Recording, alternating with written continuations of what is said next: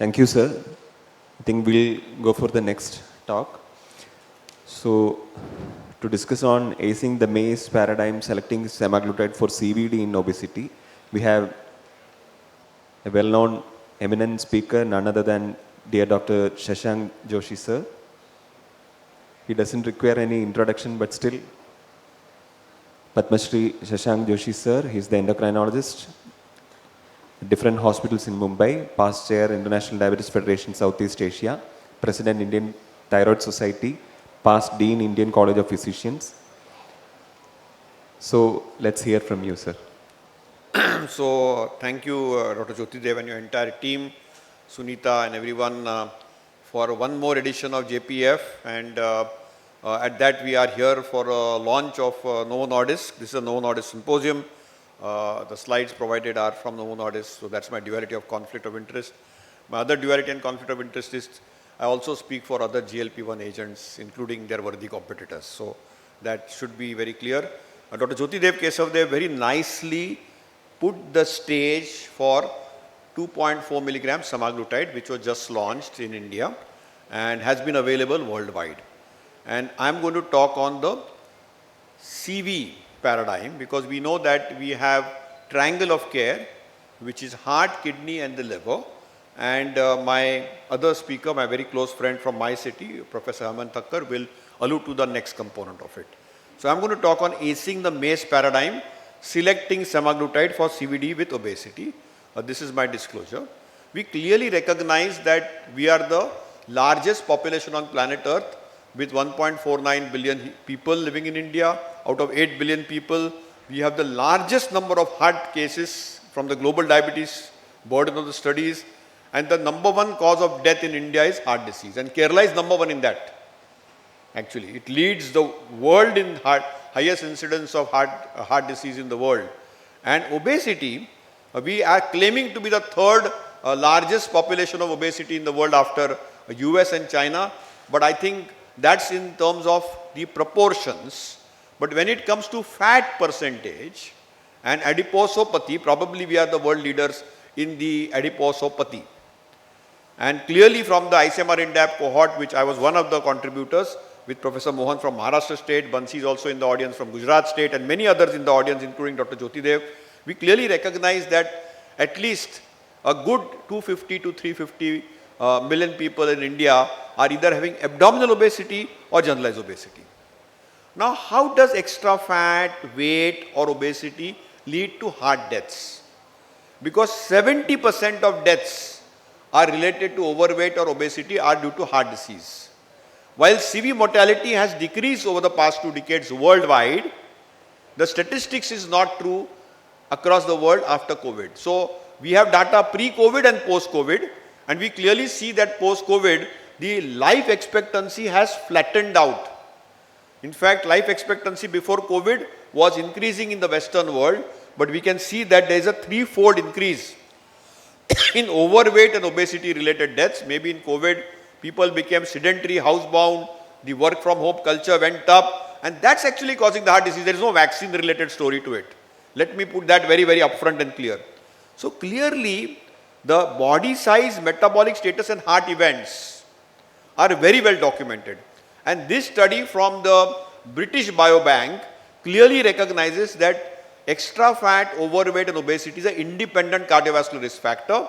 And you can see here very clearly, as the number of metabolic abnormalities go up, if you are normal weight, overweight or obese, coronary artery disease goes up, cerebrovascular disease goes up, and surprisingly even heart failure exponentially goes up. So if you look at the hazard ratio here, and if you look at this graphic very closely,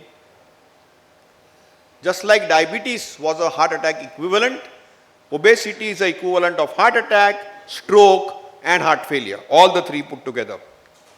So clearly, we are looking at obesity phenotypes, and metabolically healthy people, now we know, represents a transient phenotype. Eventually they will die of heart disease. So this metabolic unhealthy obesity is very well documented. But this metabolically healthy obesity ultimately is driving the CV risk, and that's also very well recognized. So what have we learned? We know that weight loss improves traditional cardiovascular risk factors. weight loss is difficult to achieve and sustain. We can achieve weight loss, but sustaining weight loss is a challenge. And unfortunately, every agent on planet Earth around weight loss was shrouded with controversies in the pharmaceutical space. But now we have evidence-based agents which are disease-modifying agents. Very clearly, these are disease-modifying agents. And I call them disease-modifying agent, and I am focusing on heart because they are changing the paradigm the way we think. Like statins changed the cardiovascular world, ACE inhibitor changed the blood pressure world, the ACE inhibitor changed the kidney world. These agents, which are disease-modifying agents, will change the entire spectrum of diseases related to obesity and weight loss with CV reduction, except for bariatric surgery. Now we have a paradigm.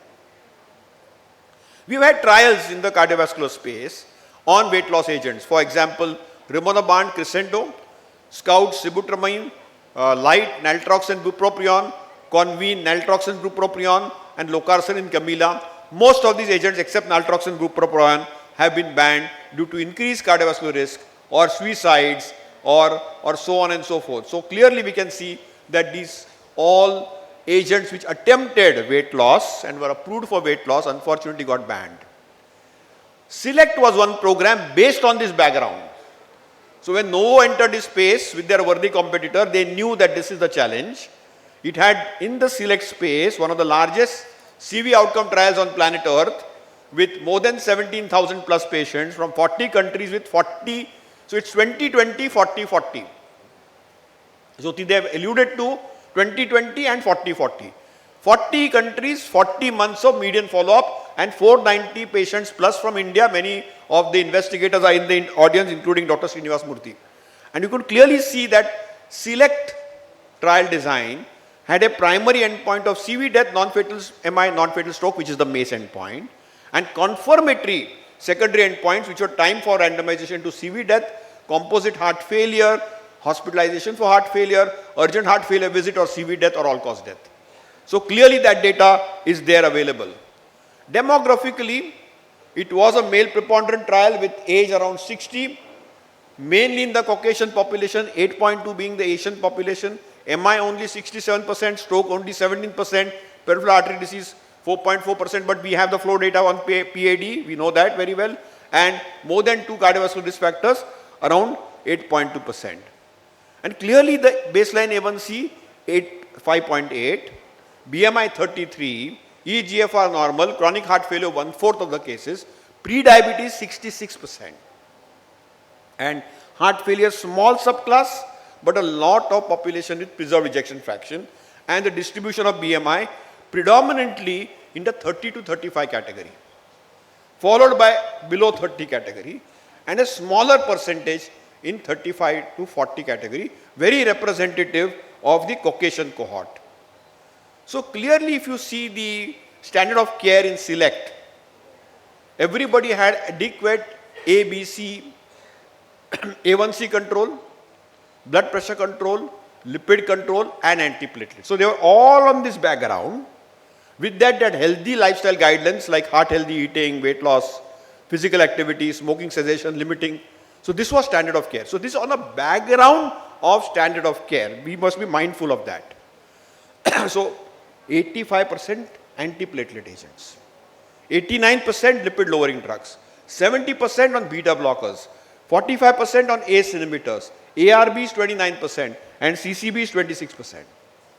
And this is the 20 magic figure which semaglutide 2.4 milligram came out as a weight loss agent. The separation of curve occurs much before weight loss starts.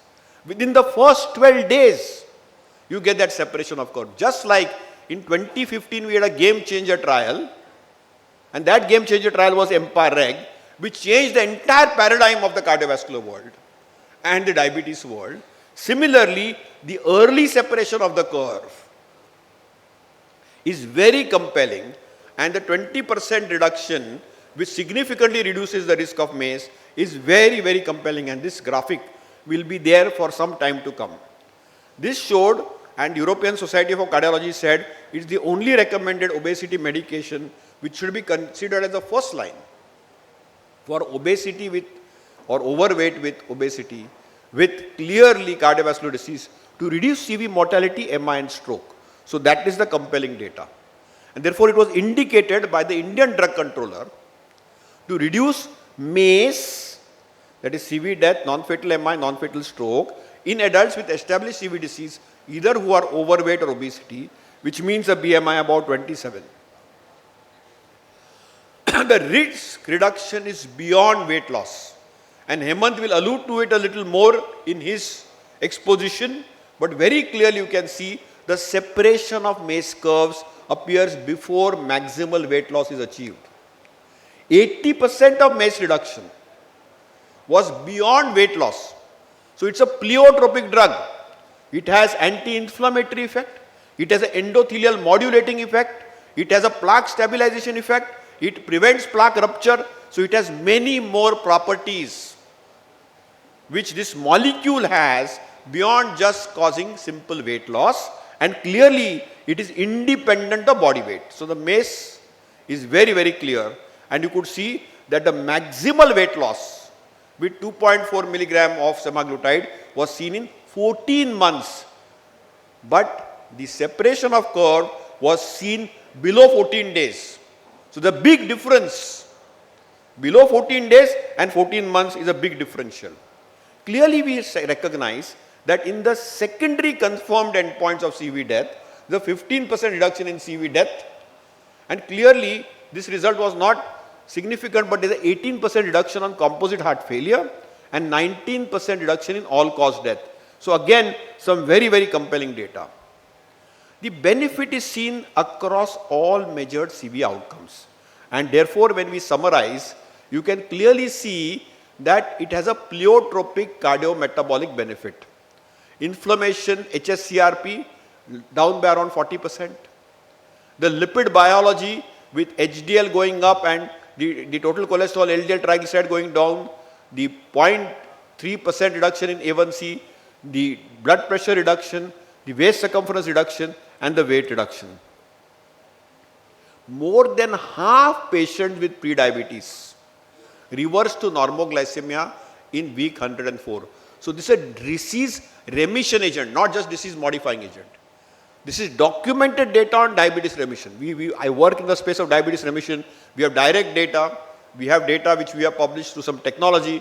But this is hard pharmaceutical data to show that more than 50% of people with prediabetes reverted to normoglycemia as per the diabetes remission definition. So it is not just a disease modifying agent, it's a disease remission agent from the CVD program. So the key takeaways are very, very clear cut. It's a large CVOT with 17,000 plus patients, 40 months follow up, and clearly the 20% reduction in MACE and consistent population across all groups. So clearly, though the clouding of the compounds prior to the select data was clouded with red, now we can see that a green tunnel at the end of the light. And clearly we have an agent with documented benefit beyond weight loss, and though the scope is for weight loss, I think this molecule has compelling data. So my final points are only 3, and I am certain that I have finished much before the allocated time given to me, is that despite of standard of care, the risk of cardiovascular events remains in people with CVD, overweight and obesity. And I can just give you one statistic here. Despite of so many new agents which are available in the last 20 years, the mortality with people living with diabetes and their lifespan has not gone down. We had A1C control, very good agents without hypoglycemia and weight gain. We had excellent CV outcome trials. We had excellent renal outcome trials. We had excellent trials of statins, which are 80%. We had excellent trials on antiplatelet agents. Still, there is a large residual risk. And therefore, these agents are disease-modifying agents, and we have just seen one of them. So clearly, this is a residual risk eliminator from my standpoint. And that is something which we need to recognize and be mindful of. That despite of all this, can it change standard of care? And we will actually have answers on this maybe in another 5 or 10 years down the line. So clearly, this may fill that unmet need of therapy which reduces CV events and supports weight management.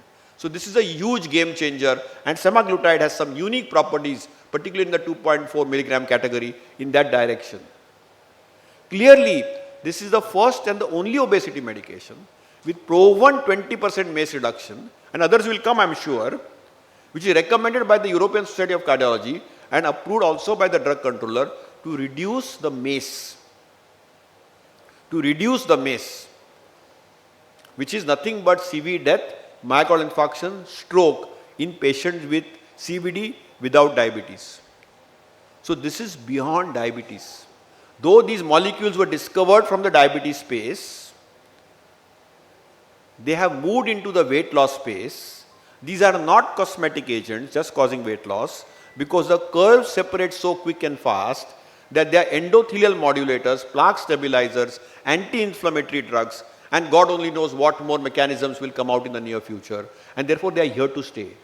The proof of concept is large outcome trials. I just showed you an illustration of SELECT trial as a candidate example of a well-conducted RCT. Thank you so much for a patient hearing.